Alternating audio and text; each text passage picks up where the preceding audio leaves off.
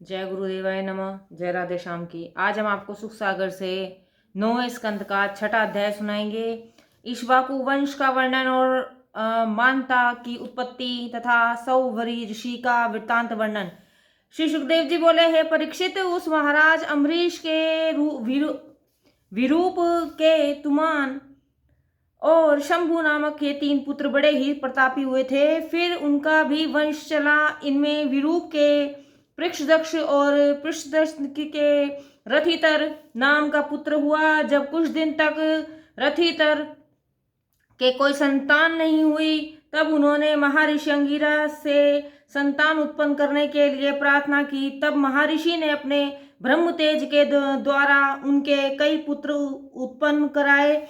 पश्चात उनके छींकने के समय उनकी नासिका से इक्ष्वाकु नामक पुत्र उत्पन्न हुआ। फिर इक्ष्वाकु के 100 पुत्र उत्पन्न हुए, जिनमें वृक्ष, निमि और दंडक का नाम विशेष उल्लेखनीय है। इन 100 में 25 भाइयों में एक दिशा को अपने भाग में कर लिया। शेष जो 25 थे, उनमें 3 मध्य में और शेष 22 ने दक्षिण और पश्चिम दिशा में जाकर अपने भाइयों के साथ मिल उनके राजकाज में हाथ बटाया। कुछ दिन पश्चात राजा इक्ष्वाकु ने एक यज्ञ का आयोजन किया। तब उन्होंने अपने वृकषि नामक पुत्र से कहा, हे बेटा, यज्ञ में कुछ मृग में के मांस की आवश्यकता पड़ेगी, सो तुम वन में जाकर मृग मार कर लाओ, परंतु देखना शीघ्र ही लौट आना। विलंब करने से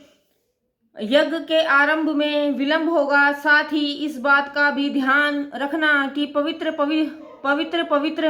मृगों को मार कर लाना और उन्हें ले आने में पतिव्रता का भी ध्यान रखना, पवित्रता का भी ध्यान रखना। राजकुमार विकिंशु वन में मृग्या करने गए। वहां उन्होंने पवित्र मृगों को मारा और लेकर नगर को लौटे, परंतु मृग्या करने में उन्हें बहुत विलंब हो गया था। इससे वे भूख और प्यास के मारे व्याकुल हो रहे थे। कुछ दूर आगे आकर उनसे रहा नहीं गया। उन्होंने उनमें से कुछ मांस खाकर अपनी भूख शांत की। फिर आकर वह सब मारे हुए मृग राजा को देकर बोले, पिताजी, यह मांस आ गया, इसे लेकर अपने आप यज्ञ आरंभ करें। यज्ञ के प्रधान वशिष्ठ जी थे। उन्होंने अपने योग से समझ दिया था कि मांस झूठा हो गया है। राजा को वशिष्ठ जी की बात पर विश्वास था। उन्होंने यह सुनकर मारे क्रोध के पुत्र को घर से निकाल दिया। तब दूसरा मार्ग ही क्या था। उस शोक से राजा का हृदय ताड़ित हो गया। अंत में वे भी वशिष्ठ जी से दीक्षा ग्रहण कर योगी हो गए। कुछ दिन के बाद उनका शरीर भी छूट गया और वे ज्ञानी होने के कारण परम तत्व को प्राप्त हो गए। उधर जब यह समाचार वृकषु को मिला तो उन्होंने लौटकर सारा राजकाज संभाला। फिर उन्होंने वशिष्ठ जी की उपासना कर कितने ही यज्ञ किए, किंतु संसार में उनका नाम शशाद पड़ा। उनके पुत्र पृथु हुए, किंतु उनका भी कुछ कारणवश इंद्रवाहा और कृकृस्त नाम पड़ गया। श्री सुखदेव जी ने जो ही इतना कहा था कि राजा परीक्षित बोल उठे, हे भगवान, यह तो इतिहास कह के अपने बीच ही में एक शंका उत्पन्न कर दी। हे मुने, राजा और उनके पुत्र के नाम में परिवर्तन क्यों हो गया? नाम तो वही ठीक है कि जो आरंभ से माता पिता के नियत कर दिया हो। इसका जो कारण हो वह मुझे बतलाइए। श्री सुखदेव जी बोले, राजन, इसका कारण यह था कि पूर्व समय में जब देवासुर संग्राम हुआ था, तब उसमें दैत्यों से देवता लोग हार गए थे। तब उन्होंने इस राजा से सहायता मांगी थी। उस पर राजा ने उन्हें यह उत्तर दिया कि मैं सहायता तो करने को तैयार हूं, परंतु जब आप इंद्र को मेरा वाहन बनावें। देवताओं ने उसे स्वीकार कर लिया, परंतु बिना विष्णु जी की आज्ञा प्राप्त किए। इंद्र भी वैसा क्यों करते? उन्होंने उस उस संबंध में श्री नारायण जी से पूछा। भगवान विष्णु ने कहा, हो सकता है, परंतु तुम तप कर सकते हो तब जब बैल का रूप धारण कर लो। इंद्र बैल हो गए। राजा विकेश उनके कंधे पर जा बैठे। युद्ध के सामानों से उन्हें और उनके इंद्र वाहन बैल वाहन को भी सजा दिया गया था। तब उस प्रकार देवताओं की सेना सजकर दैत्यों से युद्ध करने चली। पहले उन्होंने दैत्यों के पश्चिम दिशा वाले नगर पर आक्रमण कर दिया। दैत्यों ने घोर युद्ध किया। उस रोमांचकारी और अंधाधुंध महासंग्राम का वर्णन नहीं किया गया जा सकता। पल मात्र में कितने ही वीर धराशायी हो गए। दोनों ओर के भयंकर बाणों ने आकाश मंडल को छा दिया। उनके बाणों के सामने जाना मानो कालअग्नि के सामने जाना था, किंतु उनके वेकेश के मिल जाने से देवताओं पक्ष गंभीर पड़ा और उन्होंने बात ही बात में कितने ही दैत्यों को काटकर जो बचे उन्हें अनेक सहायकों सहित वहां से मारकर भगा दिया। इस प्रकार देवताओं की कठिन मार से भयभीत होकर बचे हुए दैत्य अपने घर को भाग गए। देवताओं ने उनके धन ऐश्वर्य को जीत लिया। इंद्र उसके उस धन के स्वामी हुए। इस प्रकार पुर को जीतने से राजा का एक पुर नाम पड़ा और जब इंद्रवाहन रूप हुए थे तो उससे उनका दूसरा नाम इंद्रवाहा हुआ और वे बैल के कंधे पर बैठकर युद्ध में गए थे। इससे उनका तीसरा नाम काकुस्थ पड़ गया। तब उन्हीं पुरंजय के अनेना नाम का पुत्र हुआ, जिसके पुत्र और पृथ्वी के विशंधि के चंद्र के युवांश नाम का पुत्र उत्पन्न हुआ। यह ऐसा पराक्रमी था कि इसने शाश्वती नामक एक पुरी को बसाया था। फिर इसके बृहदक्ष और उसके कबलयाश नामक पुत्र उत्पन्न हुआ। यह बड़ा बली था। एक बार इसने उत्तर ऋषि का कार्य सिद्ध करने के लिए अपने 21 शास्त्र पुत्रों को साथ लेकर एक परम भयानक धुंध नामक राक्षस का वध किया था। इससे इसका दूसरा नाम धुंधसुर पड़ा गया। उस युद्ध में इसके सब पुत्र धुंधु राक्षस की मुखाग्नि से भस्मीभूत हो गए। केवल 3 पुत्र शेष बचे थे, दृशांश, कपिलशव और भद्राश। इनमें दृढ़ाश और हयर्ष और इसके निकुंभ नाम का पुत्र उत्पन्न हुआ और फिर निकुंभ के ब्राह्मण उसके कुशा उसके सनाजित और उसके युवानश नामक पुत्र उत्पन्न हुआ। परंतु इसके 100 स्त्रियों के होते हुए भी जब कोई संतान न उत्पन्न हुई तो वह उससे गृहस्थ जीवन से विरक्त हो वन को चला गया। वहां महर्षियों ने उस पर कृपा करके उससे इंद्र संबंधी एक यज्ञ कराया। युग के अंत में 24 घंटे बाद जल ग्रहण करने का नियम था, किंतु सारा दिन व्यतीत हो गया और रात्रि हुई। तब अंधरात्रि होने पर राजा को ऐसी प्यास लगी कि जिसके कारण वे पुष्पवन मंत्रों से अभिमंत्रित जल को स्वयं ही पी गए। यद्यपि उसकी प्रतीक्षा में यज्ञ नियमों में दृढ़ अन्य यज्ञिक ब्राह्मण समय ही प्रतीक्षा में सोए ही पड़े थे। जब वे जागे और समय आने पर पुष्पवन जल ढूंढने चले तो घड़े को जल रहित देखा। तब उन्होंने पूछा कि यह किसका काम है, यह पुष्पवन का जल कौन पी गया। किसी ने आकर कहा, हे देवगति से राजा की ही इसे पी गए हैं। इसे सुनकर ब्राह्मण आश्चर्यचकित हो गए और उन्होंने कहा, भगवान की लीला। फिर तो कुछ ही क्षण में के पश्चात राजा युवनाश की दाहिनी कृषि फट गई और इससे उसमें से एक परम तेजस्वी पुत्र निकलकर जोर जोर से रोने लगा। उसकी रोट से लोग घबरा गए। ब्राह्मणों ने कहा, अहो, अब तो इसको दूध चाहिए, परंतु इसकी माता तो है नहीं, यह किसका दूध पिएगा। ब्राह्मण ऐसा विचार ही रहे थे कि यज्ञ की दृष्टि में विद्यमान इंद्र ने कहा, ब्राह्मणों, इसकी चिंता ना करो, मैं इसे दूध दूंगा। ऐसा कहकर उन्होंने उस नवजात शिशु से कहा, शिशु रो मत, मेरी उंगली पियो। ऐसा कहकर उन्होंने अपनी तर्जनी उंगली को उसके मुंह में दे दिया।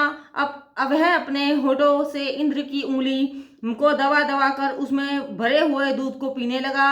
इधर इंद्र और ब्राह्मणों की दया से राजा युवनाश के भी शरीर की रक्षा हो गई और वे मरे नहीं। पश्चात उन्होंने उग्र तप करके मोक्ष लाभ किया। तब इंद्र ने उस नवजात शिशु का नाम त्रसदस्यु रखा। तो यह त्रसदस्यु बड़ा बली और प्रतापी था। उससे रावण आदि दस्यु भी बहुत भयभीत होते थे। पश्चात युवनाश के पुत्र मारंता बड़े प्रतापी और चक्रवर्ती सम्राट हुए। उन्होंने अकेले ही विष्णु के प्रताप से सातों द्वीपों सहित इस पृथ्वी का शासन किया था। इनका आत्मज्ञान ही बहुत बड़ा चढ़ा था और इन्होंने कितने ही ऐसे यज्ञ किए थे कि जिनमें दी हुई अपार दान दक्षिणा का वर्णन नहीं किया जा सकता। उन सब यज्ञों में उन्होंने सर्वदेव में स्वरूप और इंद्रियों के अगोचर यज्ञ पुरुष भगवान विष्णु का पूजन किया था। सूर्य उदय के स्थान से लेकर सूर्य अस्त के स्थान तक उन महाराज माधंता ने बड़े ही धर्म पूर्वक पृथ्वी का राज्य किया था। इनकी स्त्री का नाम बिंदुमती था, जो राजा शशाबंधु की कन्या थी। इससे उन्होंने पुरुष अम्बरीश और परम योगी मुचकंद नामक के 3 पुत्र उत्पन्न किए थे। इनकी 50 बहनें थी, जो महर्षि सोब्र जी की अपना पति मान ली थी। इनकी कथा यूं ही कि एक समय तपस्वी सोब्र जी जुम्ना में स्नान कर गए तो इन्होंने जल में महू करने वाले एक महामत्स्य को देखा कि जो एक अपनी प्रेमिका मछली के साथ आनंद कर रहा था। उसे देखकर उनके मन में भी वैसा ही सुख अनुभव करने की अभिलाषा उत्पन्न हुई। तब यह कामना कैसे पूर्ण होगी। इस मनोरथ को लेकर वे ऋषि राजा मदंता के पास गए। उनसे एक कन्या मांगी। राजा ने कहा, मेरे पास जो 50 कन्याएं हैं, इनमें देखिए कौन कन्या आपको अपना पति बनाना चाहती है। तब जो कन्या आपको स्वीकार करे उसे आप ले जा सकते हैं। राजा ने तो सोचा कि यह बूढ़े हैं, इन्हें कोई कन्या पसंद ही कैसे करेगी। इससे मुझे इनकार करके इनको क्रोधाभाजन ना होना पड़ेगा। उधर राजा के मन की इस बात को योगी सोभरी जान गए।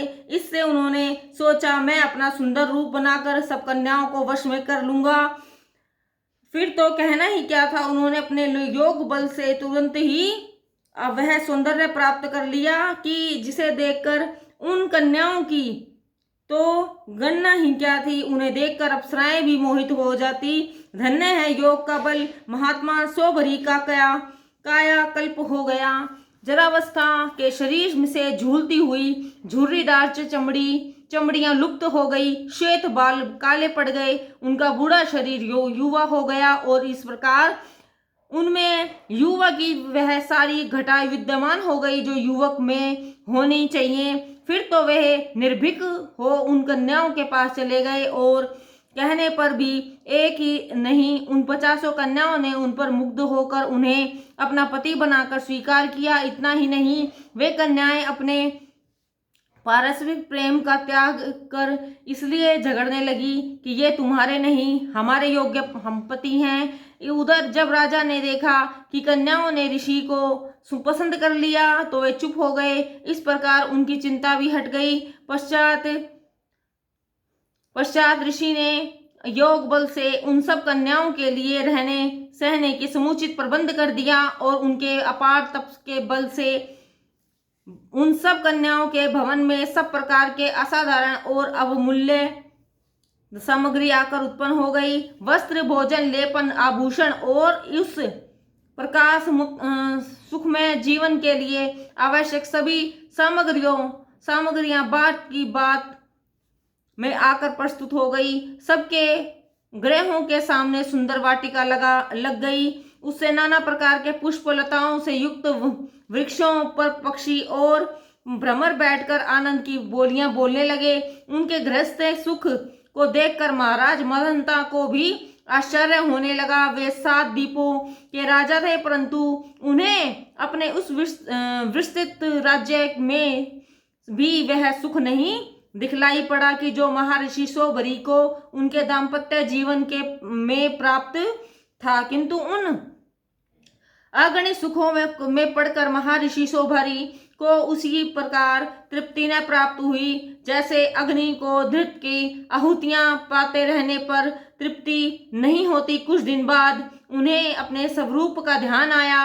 उन्होंने सोचा, अहो, एक मछली की जल क्रीड़ा देखकर मैं अपने आत्मज्ञान को भूल गया। हाँ, यह मेरे लिए कितनी लज्जा की बात है।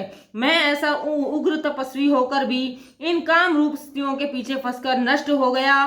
सत्य है कि जिससे मुक्ति की इच्छा हो वह पति पत्नी का भाव को स्वीकार न करे, अर्थात उस माया रूप स्त्री से पृथक रहे, क्योंकि योगाभ्यास में वही सफल हो सकता है जो अपने इंद्रियों का ब्रह्म दृश्यों में जाने से रोक दे और सदैव एकांतवास में ही विचारा करे।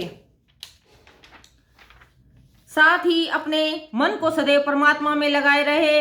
फिर संग करना ही है तो उसे संत पुरुषों का साथ करना चाहिए कि जो अपने मन को ईश्वर अर्पण में लगाए रहते हैं। कहा तो मैं जल में अकेला तपस्या करता था और कहाँ एक साधारण जीव मछली के कलोल को देखकर इतना बड़ा कामी बन गया।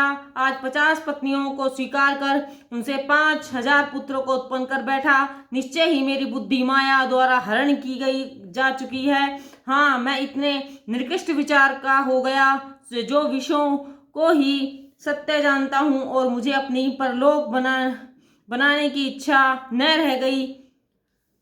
हे राजन परीक्षित, ऐसा सोचकर वे मुनि सोबर मुनि फिर विकृत हो गए और एक गहन वन में जाकर तपस्या करने लगे। उनकी पतिव्रता स्त्रियां भी उनके साथ रह गई। सबने एक साथ होकर कठिन तपस्या की। भगवान उन पर प्रसन्न हो गए।